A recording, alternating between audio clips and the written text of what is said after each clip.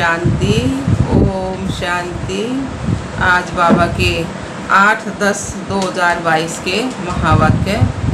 बाबा ने कहा, मीठे बच्चे जी बाबा, तुम्हारी पढ़ाई बुद्धि की है। बुद्धि को शुद्ध करने के लिए प्रवृत्ति में बहुत युक्ति से चलना है। खान पान की परहेज रखनी है। प्रश्न दिया बाबा ने, ईश्वर की कारोबार बड़ी वंडरफुल और गुप्त है, कैसे? उत्तर दिया है, हर एक के कर्मों का हिसाब किताब चुकतू करवाने की बरोबर बड़ी वंडरफुल और गुप्त है। कारोबार करवाने की कारोबार बड़ी वंडरफुल और गुप्त है। कोई कितना भी अपने पाप कर्म छिपाने की कोशिश करे, लेकिन छिप नहीं सकता। सजा जरूर भोगनी पड़ेगी ना।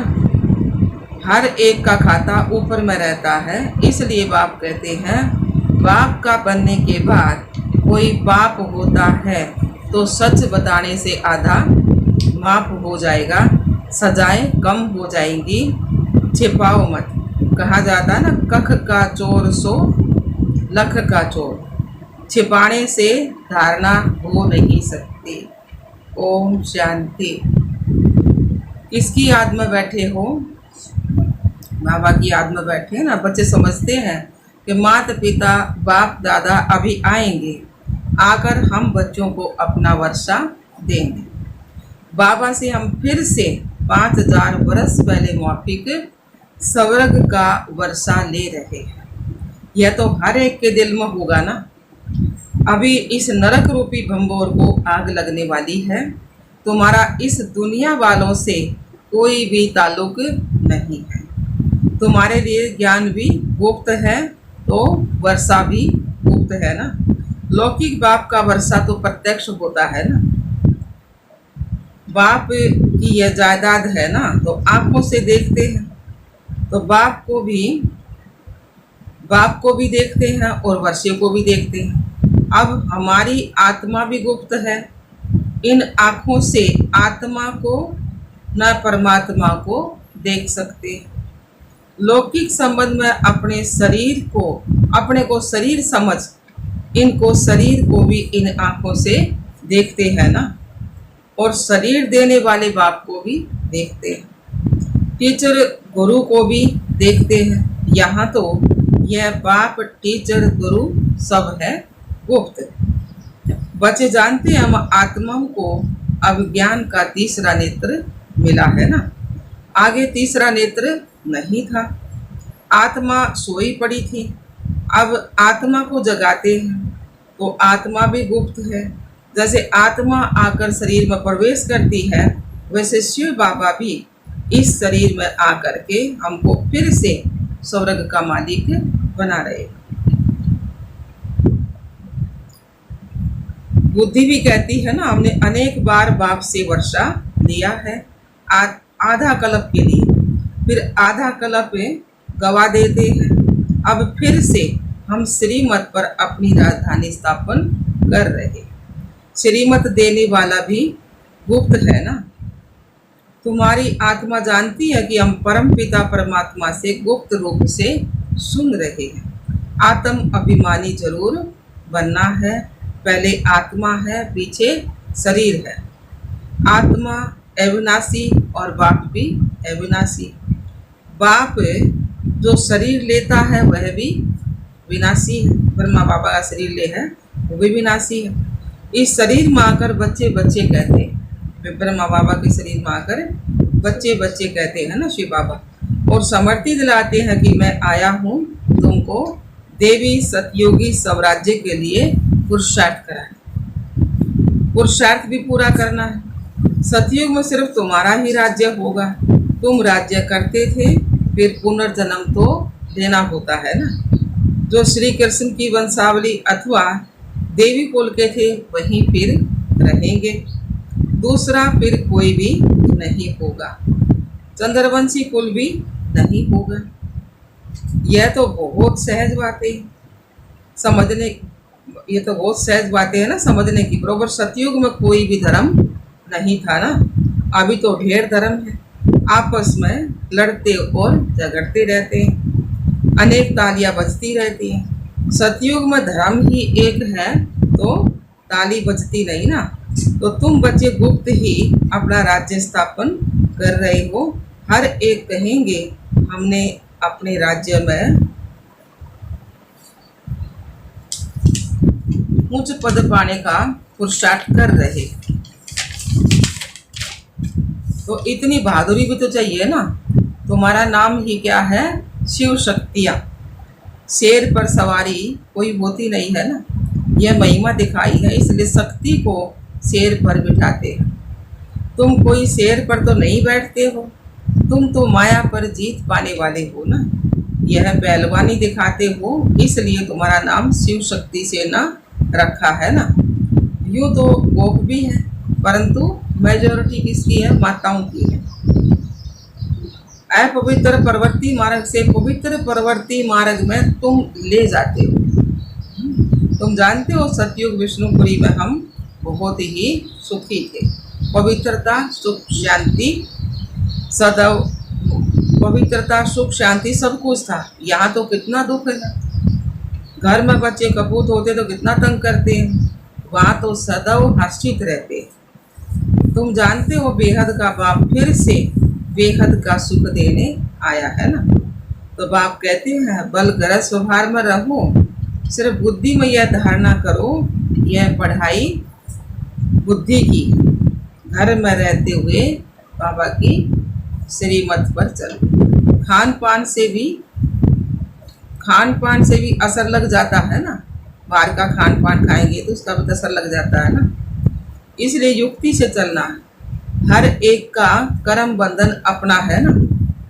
कोई बांधेली है, कोई बंधन मुक्त है, कोई तो चतुराई से भू भू करके छुट्टी ले लेती है। युक्तियां तो बहुत समझाई है। बोलो, बाप का फरमान है कि पवित्र बनो। मैं तुम्हें भक्ति का फल देने आया हूँ, तो जरूर भगवान की मत पर चलना पड़े, तब ही बगैर सजा खाए हम मुक्ति, जीवन मुक्ति को पाएंगे। जन्म जन्मांतर का बोझा सिर पर है ना। जैसे बाप एक सेकंड में मुक्ति, जीवन मुक्ति देते हैं ना, वैसे सजाएं भी एक सेकंड में ही मिल जाती है, परंतु भोगना बहुत होती है। जैसे काशी कलवट खाते हैं ना, तो वह थोड़े समय में बहुत सजाएं खाते हैं। काशी कलवट में वो शिव का मंदिर है ना, तो उसमें वो फर्शे लगा रखे, उन फर्शा में वे कह दे कोई गलत काम कराओ ना, अदर फर्शा उनमें कट जा है और भाई वो कहते हमारी सजा खत्म हुई। बस बाबा ने कहा भाई काशी कलवट खाते ना, बस थोड़े समय में बहुत सजाएं खाते, परंतु हिसाब किताब चुकतू हो जाता है। तुमको तो बगैर सजा खाए हिसाब किताब चुकतू करना है। उन सजा खाई ना, वह फर्शा तो कट्टे दो तो सजा खाई, तो बाबा का तुमको तो बगैर सजा खाए हिसाब किताब चुकतू करना। इसलिए ऐसा पुरुषार्थ करना चाहिए जो सजा ना खानी पड़े। बाबा को याद करना अच्छा है ना। विनाश भी सामने खड़ा है। विनाश काले पांडवों की प्रीत बुद्धि, तो बाप ने समूह खाकर प्रीत रखवाई है ना। बाकी औरों से प्रीत रख क्या करेंगे, वह सब तो खलास हो जाने। एक बाप को याद करने का हड्डी पुरुषार्थ करना है। बाहर से करके मित्र संबंधियों से खुश खैरा पूछी जाती है ना, परंतु दिल एक बाप से लगी रहे। जिस्मानी आशिक मासू घर में रहते एक दो को बहुत याद करते हैं ना, तो तुम आशिक बने हो किसके? शिव बाबा के। वह तुम्हारे सम्मुख है, वह तुमको याद करते हैं, तुम उनको याद करो। शिव बाबा इस शरीर में आकर आत्माओं की सगाई स्वयं से कराते हैं। इनको कहा जाता है आत्माओं का परम पिता परमात्मा के साथ कल्याणकारी मेला। तुम ज्ञान गंगाएं हो, ज्ञान सागर बाप तो एक है ना। बाप को याद करने से विक्रम विनाश होंगे ना। बाप और कोई भी तकलीफ नहीं देते, सिर्फ पवित्र रहना है, काम महाशत्रु है। इन पर जीत पाने से तुम श्री कृष्णपुरी के मालिक बन जाएंगे। बाप का फरमान है पवित्र बनो तो 21 जन्म की राजाई पाएंगे। पतित बनने से तो बर्तन मांज कर रहना भी अच्छा है ना। परसों भी मुरली में आई थी, बाबा ने कही थी पतित बनने से तो बर्तन मांज कर रहना अच्छा है। परंतु देह अभिमान ना टूटने के कारण वर्षे को भी गवा देते हैं। देखो बाबा कितना बड़ा है, पतित दुनिया और पतित शरीर माया है। तो शिव बाबा को सोमनाथ के मंदिर में पूज रहे हैं ना, शिव बाबा की तस्वीर रख कर मतलब लिंग रख कर है और सोमनाथ के मंदिर में पूज रहे हैं।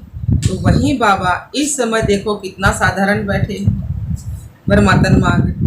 तो अब परमात्मा खुद शिक्षा दे रहे हैं, इस पर भी नहीं चलेंगे तो पद को लकीर लगा देंगे।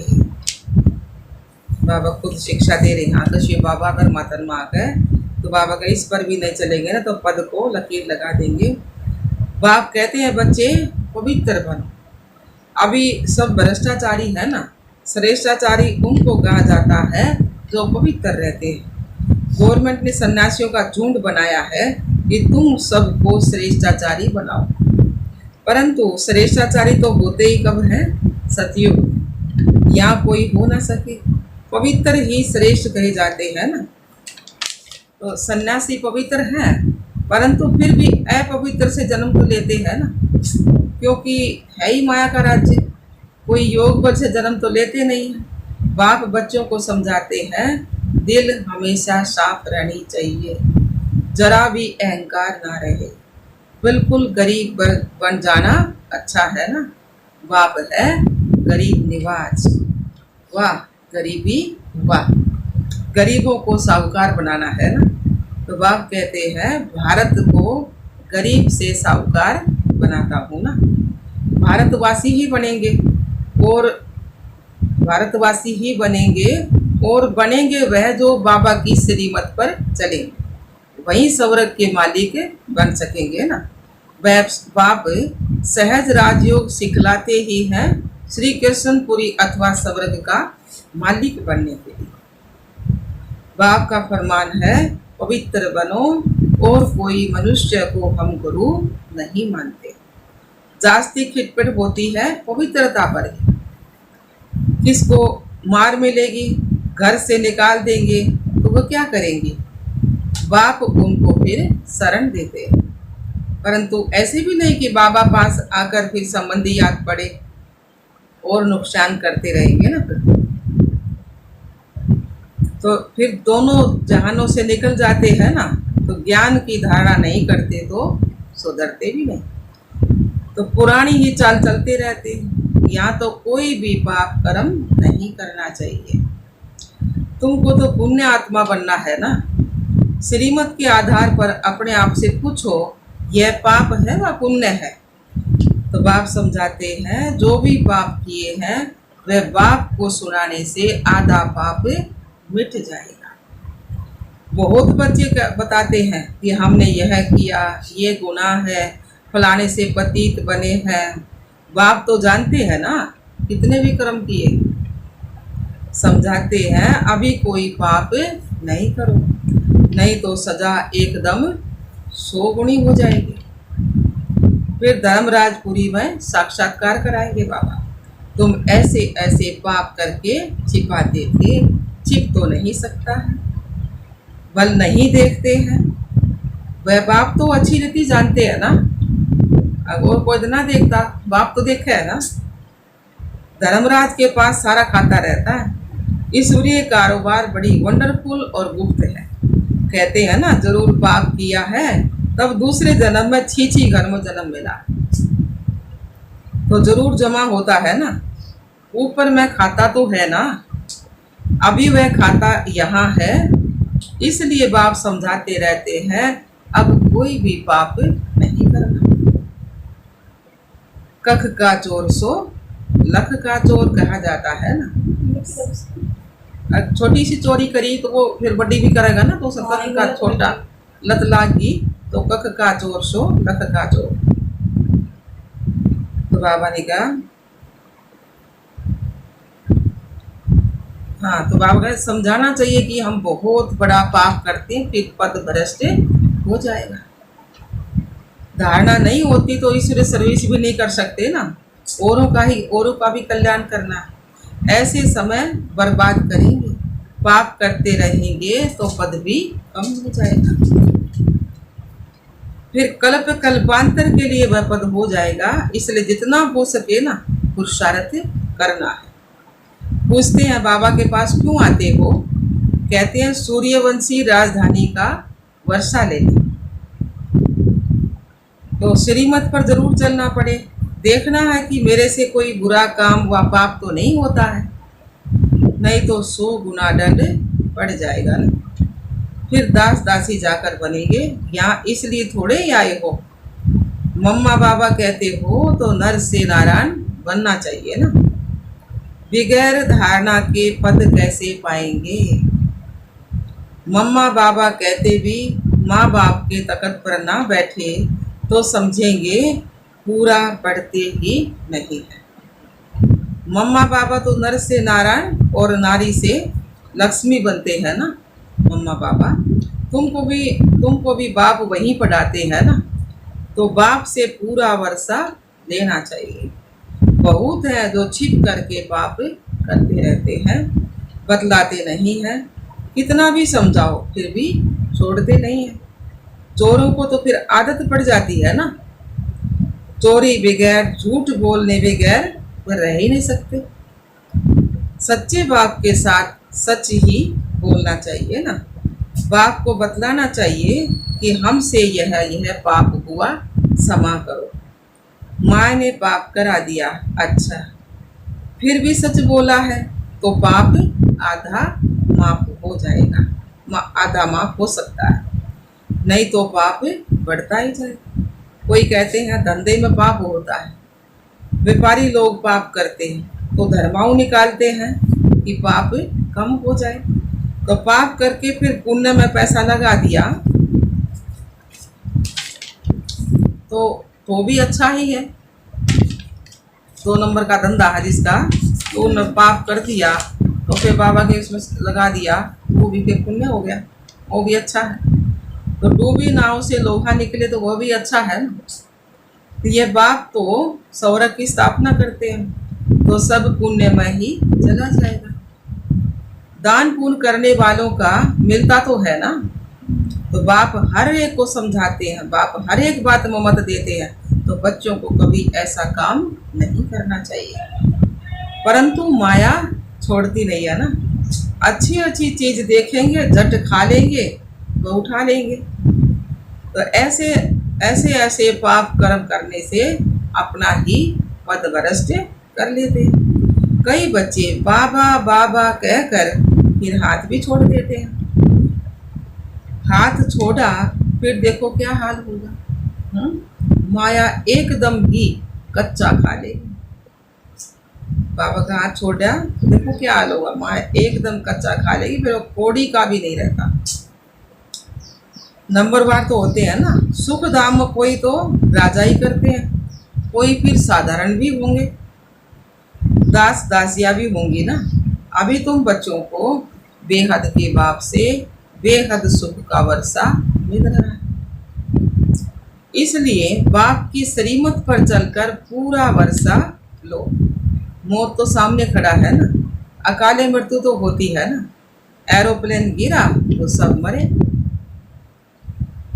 बावन का किसको पता था कि यह होगा, मौत तो सिर पर खड़ा है। इसलिए कोशिश करके बाप से पूरा वर्षा लेना चाहिए ना। श्रीमत पर शरीर निर्वाह अर्थ बल कर्म करो, साथ साथ यह पढ़ाई भी जरूर पढ़ो।